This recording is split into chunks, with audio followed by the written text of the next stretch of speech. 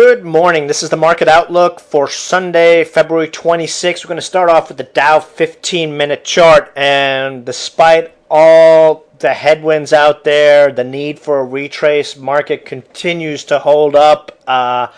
As you can see, we've got a couple of lines here. We've got the main uptrend and then recent uptrend over the last week or so. We continue to break the 13K level but are unable to close above it. And the old rule of thumb is the more times you bump into an area of resistance and fail to break it, the stronger that resistance comes.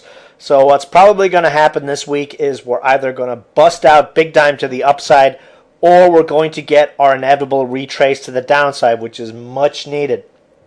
Probably what's going to be the key to that is where oil prices go. If we continue to see a big move in oil prices, I think that may finally pressure the market to retreat. If we look at the daily chart, you can see we've been hanging up there. We continue to hold above the 20-day exponential. That is at 12,835.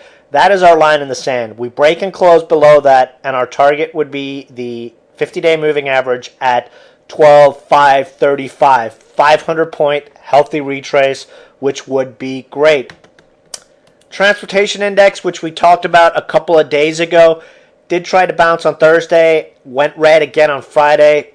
Now, I've heard some comments that, I mentioned in the video on Wednesday, I believe, that the Dow Transport, which has mirrored the move in the overall Dow Jones index, has been in a downtrend over the last couple of weeks, and the overall market has ignored that. Part of the excuses going around there is, well, the reason the transportation index is down is because oil prices are so high. Yes, I'll grant you that is a possibility. Like I said, one or two things are going to happen. We're going to see oil prices go down, this index pop, and the overall market pop. Or oil prices are finally going to weigh on the overall market, and we're going to see a sell-off sort of akin to what we've seen here in the transportation index. I think we'll get an idea of that this week. The correlation between both these indices, the transports and the regular Dow, over the last 3-4 months has been really, really high. I don't think it's going to disconnect right now, but anything is possible. I'm a permabull. I hate being bearish, but the last few days have not been easy in this market. You're seeing a buyer strike in 90% of the market. We've got maybe 12 large cap stocks holding all the indices up, like Google, Apple, IBM, Procter & Gamble, Clorox. Those kind of stocks have been holding this market up. 90% of stocks have been dead.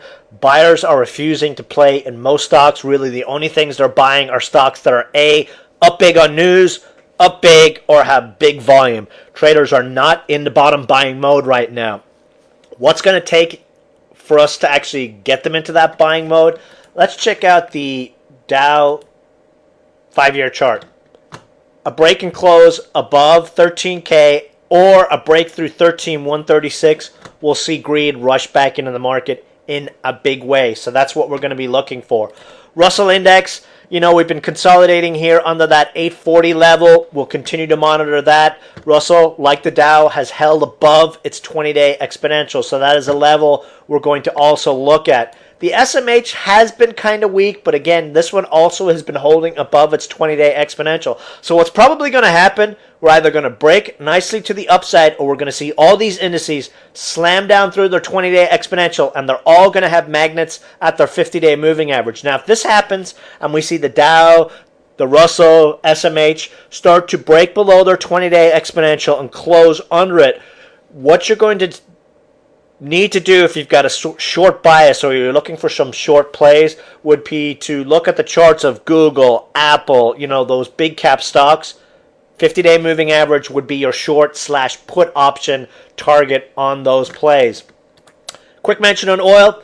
Continues to bust out. If you've been reading the articles this week, gas prices, the move we've seen in gas prices is absolutely ridiculous. And I'm going to jump on the political soapbox right now. All you ever hear from these idiot, and they are really idiot, Republican clowns lately is, well, if we drilled more, gas prices would be way lower. You know, that is as stupid as these guys are.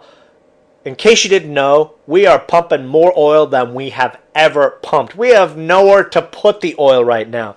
And what most of these idiots don't realize is, did you know that all the oil we are getting out of the Canadian oil sands and in North Dakota, that they're selling it for $83 a barrel, when in fact oil prices, as you've noticed, are going for $125.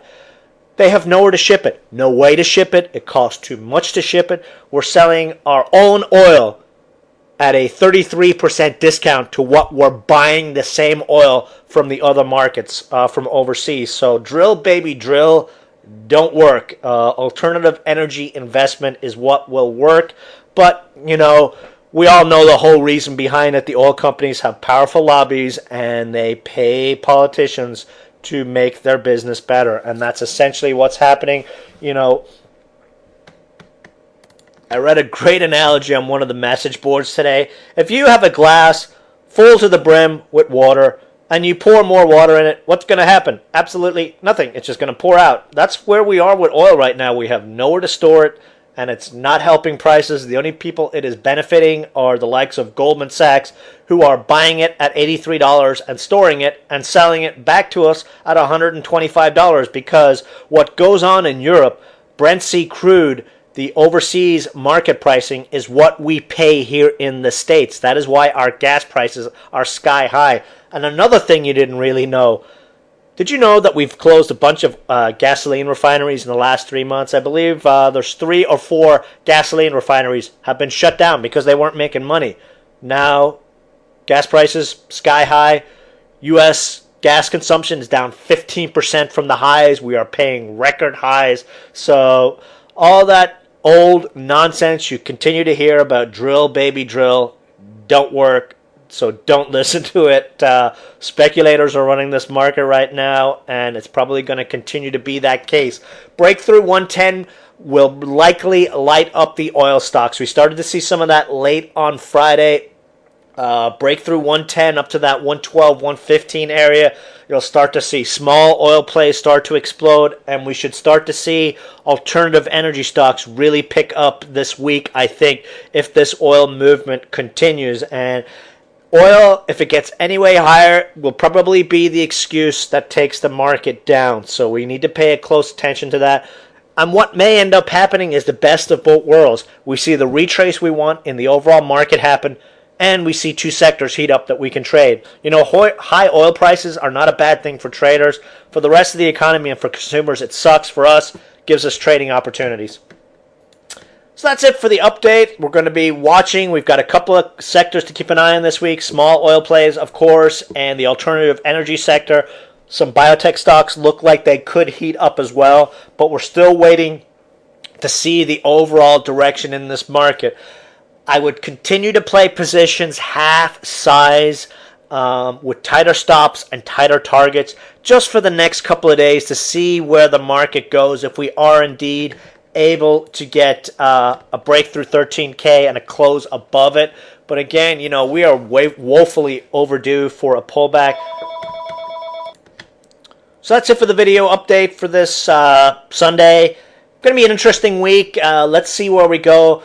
Don't feel bad. The market's been pretty tough over the last few days despite the overall look of the market. You know, we're pushing multi-year highs on all the indices, but most stocks are dead. We've got a lot of traders just hanging back right now.